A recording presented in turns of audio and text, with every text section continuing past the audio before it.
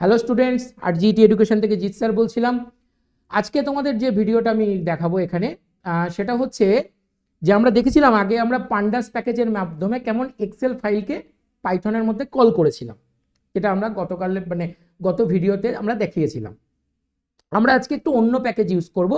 প্যাকেজটার নাম হচ্ছে, আমরা সিএমডি প্রম্পটে চলে আসব, সেখানে তোমাদের প্যাকেজটাকে ইনস্টল করতে হবে। পিপ ইনস্টল এক্সটাকে অবশ্যই বড় হাতের আপার কেসে লিখবে, এক্স এল এস এক্স করে রাইটারের ডাব্লুটা বড় হাতের দেবে, আর বাকিগুলো মানে স্মলার কেসে, writer. So pip install x writer, এটা আরেকটা প্যাকেজ যেটা দিয়েও আমরা পাইথনে কাজ করতে পারি এক্সেলের। আমাদের অলরেডি এটা ইনস্টল করা আছে, রিকোয়ারমেন্ট অলরেডি স্যাটিসফাইড দেখাবে। তো চলো আমরা এই প্যাকেজটার উপর আজকে কাজ করছি। তো তার জন্য আমাদেরকে ফার্স্ট কি করতে হবে, প্যাকেজটাকে ইম্পোর্ট করতে হবে। আচ্ছা, এখানে লেখাটা একটু বড় হয়ে গেছে, তোমরা যদি একটু ছোট করে নিতে চাও অপশানে যাবে কনফিগার আইডিয়ালি, এবং সেখান থেকে কি করবে না, একটু লেখার সাইজটা চাইলে ছোট করবে, তাহলে তোমাদের জিনিসটা বুঝতে সুবিধা হবে। ইম্পোর্ট এক্স রাইটার, আমরা প্যাকেজটাকে কি করলাম, ইম্পোর্ট করলাম। এবার আমরা মাথায় রাখবো একটা জিনিস, আমরা একটু এক্সেলটা ওপেন করে তোমাদেরকে একটু দেখিয়ে দিই কোনটাকে বুক বলে আর ওয়ার্কশিট বলে। ধরো আমরা এখন এক্সেল একটা ওপেন করছি, এক্সেল ওপেন করলে দেখো যে জিনিসটা ওপেন হচ্ছে এটাকেই বলা হয় কিন্তু ওয়ার্কবুক।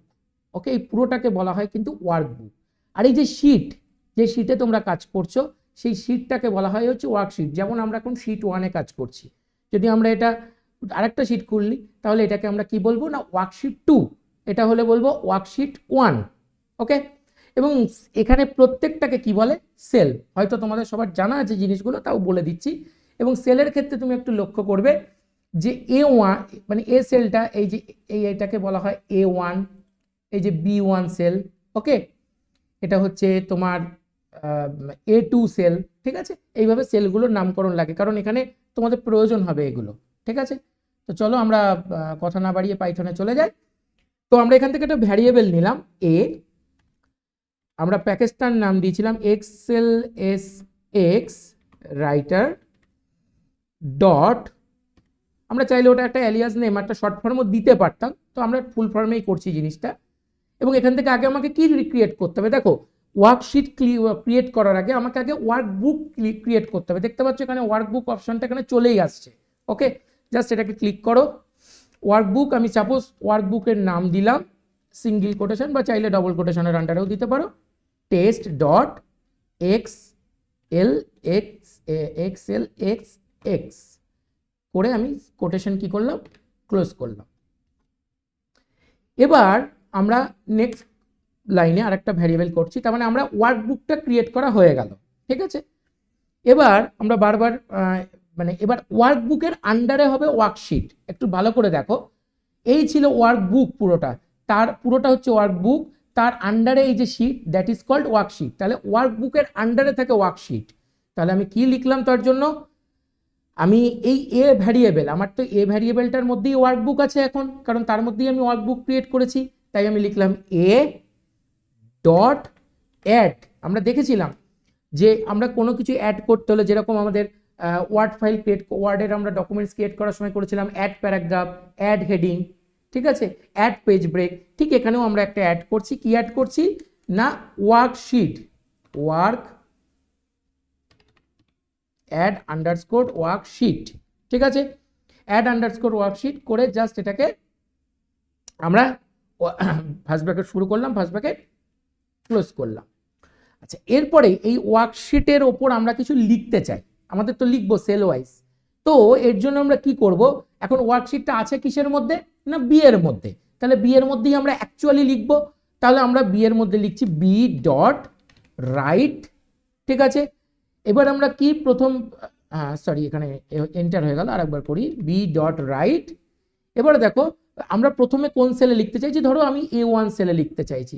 আশা করি তোমাদের A1 সেল কোনটা তোমাদের মাথায় আছে, এই যে এটাকে বলে হচ্ছে A1 সেল। ঠিক আছে, তাহলে আমরা A1 সেলে লিখতে চাইছি।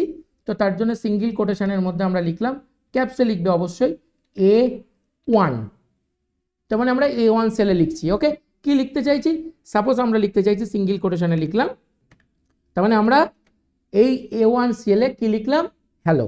ওকে, আরেকটা আমি কিছু লিখতে চাইছি, সাপোজ দেখো এখানে তোমাকে রিটার্ন দিল 0, পরে বলে দিচ্ছি কেন।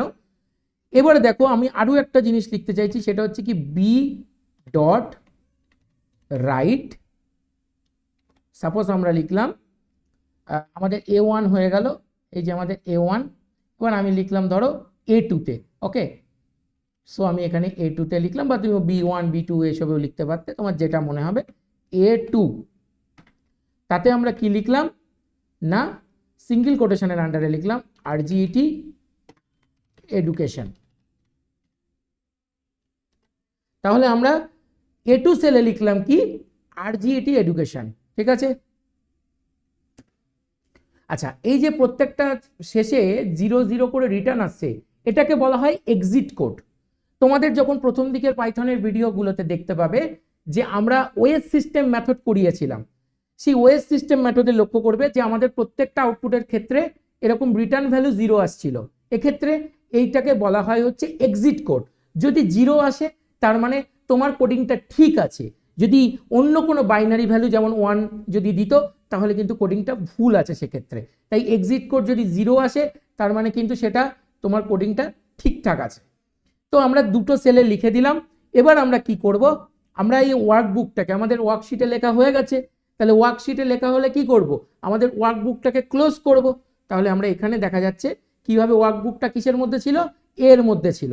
তাহলে আমরা কি করলাম, A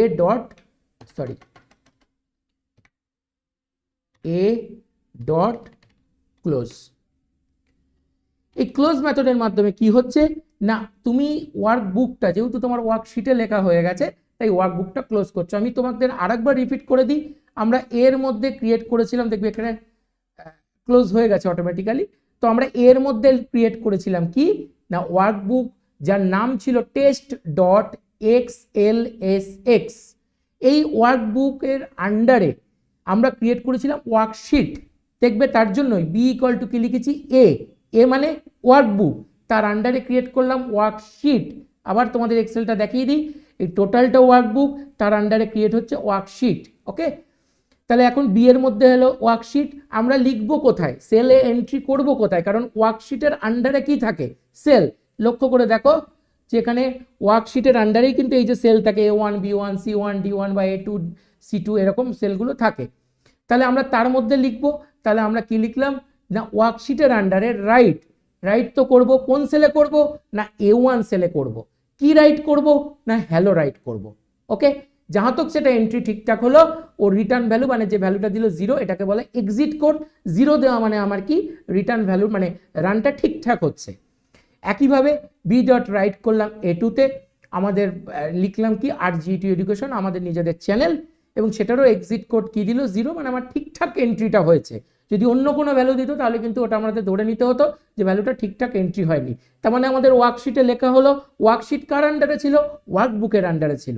তার মানে আমাদের যখন লেখা হয়ে যাবে আমরা কি করি, এক্সেল ফাইলটা ঠিক এরকমভাবে কি করি, আমরা এই ওয়ার্কশিটটাকে তো আর বন্ধ করি না, আমরা পুরোটা এখান থেকেই ক্লোজ করে দিই। এখান থেকে ক্লোজ করা মানে কি, ওয়ার্কবুকটাকেই ক্লোজ করা। ঠিক সেটাই আমরা এখান থেকে ক্লোজ করলাম A ডট ক্লোজ। তার মানে কি হলো, তোমার ওয়ার্কশিটটা বা ওয়ার্কবুকটা ক্লোজ হয়ে গেল, এবং তুমি যে যে ভ্যালুগুলো এন্ট্রি করেছিলে সেই ভ্যালুগুলো ওর মধ্যে থেকে গেল। তুমি আবার যদি তাকে কল করে আনতে চাও আনতে পারবে। এই ছিল আজকে তোমাদের XLSX রাইটারের কিছু বেসিক কনসেপশন। যদি ভিডিওটা ভালো লেগে থাকে লাইক শেয়ার সাবস্ক্রাইব করো।